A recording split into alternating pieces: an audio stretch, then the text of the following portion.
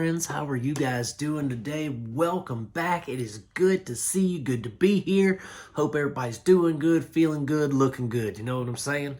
Thanks for stopping in and hanging out with me today, talking with me for a little bit about some movies.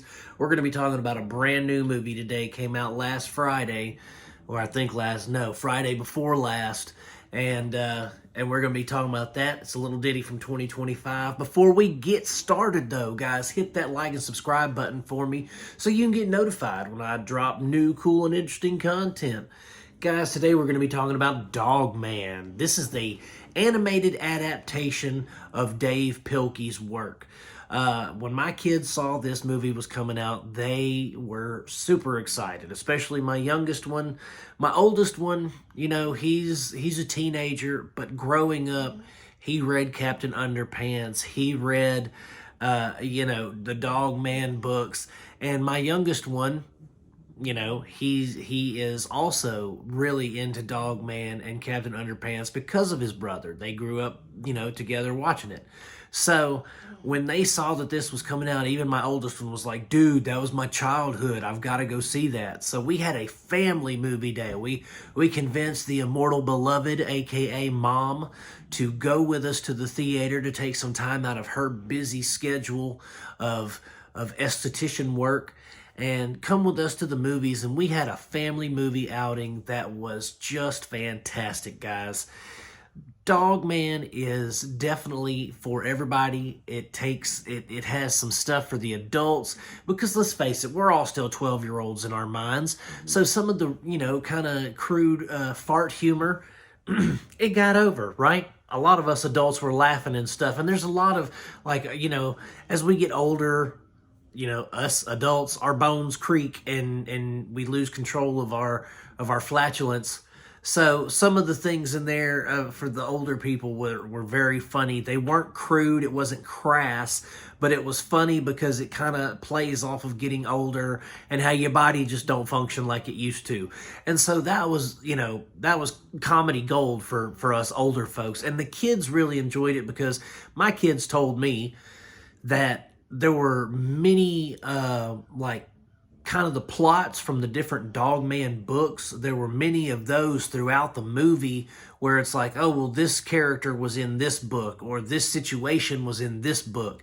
And so they really kind of got that Easter egg vibe. They got their Easter egg fix from the hidden stuff. And also, for us adults, there were several, especially for us adults who like movies, for instance, there were a lot of cinema references. For instance, there's a reporter girl who said that she lost her hamster or gerbil, guinea pig, whatever it was, named Colonel Kurtz. And for anybody who knows who Colonel Kurtz is, Apocalypse Now, right? Marlon Brando, Colonel Kurtz. It's just, there were different references. There was something for everybody in the movie is what I'm trying to say. There was something for us old folks. There was plenty for the kids. There was humor. The animation was so beautiful and so crisp, guys. It was CGI, of course, because nobody does hand-drawn animation anymore except for our brothers across the ocean in Japan. But nobody in America does hand-drawn animation anymore because everybody wants to do CGI stuff. But this was beautiful. This had, like I said, vibrant colors. It had... The animation style was CGI, but it looked stop motion. But it was like the most fluid stop motion you've ever seen. It was very, very well done. You could tell that it was rendered properly.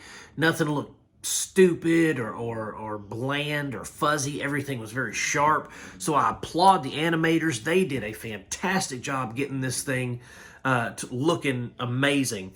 The voice acting by Pete Davidson, Little Rel, and oh God, the director, Peter Hastings, he does the voice of, who does he does the voice? I think maybe Dog Man, maybe he does the voice of Dog Man, the barking and whimpering or whatever. But the voice acting was spot on. I really liked it. The voice acting matched the situations. If there was a sad situation, there was sadness in the tone. And that's how it should be. Because there's some animated films where it's supposed to be a sad moment, but it doesn't, you don't feel sad, This had everything. And the thing is, this movie, the only thing I guess I could really complain about is the plot felt kind of all over the place, because I think they tried to put so much Easter egg stuff in there for the kids that the plot kind of got diluted. What I took away from it was, loving your family, loving them through the hard times, loving them through, them not being the best they can be, and that's kind of what I took away from it. Maybe that wasn't the message. Maybe there was a different message that the kids got or something, but that's what I took away from it. But again, you didn't really get that until the end of the film. You didn't get that message because from beginning to middle, it was just kind of all over the place. I mean, it was still fun. It was engaging, and you got the comedy and you got the pretty animation and all that stuff, but it just seemed like it was just kind of just scatterbrained. But then we get focused in the third act and talk about family and love and all that kind of stuff. So, overall, we all enjoyed it. I laughed, my wife laughed, my kids loved it. The kids in the theater were talking, and see, okay guys, here's my thing. If I'm going to a kids movie with my kids, there's a lot of people that are sourpusses and downers. But if I'm going to a kids movie, and they want kids to be quiet, right? They want them to be quiet. If I'm going to a kids movie, I know there's going to be kids in there, so I expect them to talk. I expect them to be loud. I expect them to be moving around, If you don't want that, don't go to a kids movie. So I'm in there, my kids are loving it, and I am hearing these little angels down below us. I'm hearing them talking to their parents and like, oh, blah, blah, blah, I remember this part, and yada, yada. They were having the time of their lives, guys. And that's the most important thing about these kind of films, these animated family films, is when you get there and you're experiencing it in the theater, this is something those kids are going to remember, is because they got to sit there and they got to watch it with their mom and pops and their brothers and sisters. They got to discuss it right there on the spot. Nobody was sitting there going, shh, keep your kids quiet. Nobody was doing that. And that's the joy of cinema, guys. That's the beauty of it. If you're going to a kid's movie, expect talking.